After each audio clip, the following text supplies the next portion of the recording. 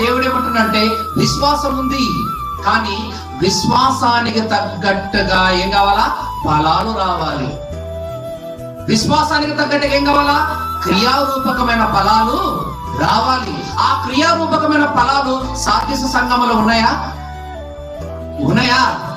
లేవు.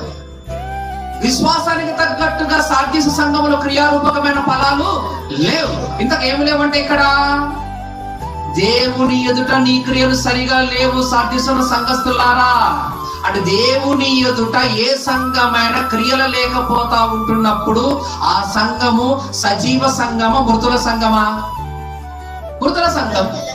మృతుల సంఘం. ఎవరైనా సంఘంలో 10,000 మంది అండి అంటారు, ఎవరైనా సంఘంలో లక్షల మంది అండి అంటారు, ఏమైనా సంఘంలో 50,000 మంది ఉన్నారంటాడు. అంటే ఆ సంఘంలో క్రియలు లేకపోతే, ఆ సంఘంలో విశ్వాసం లేకపోతే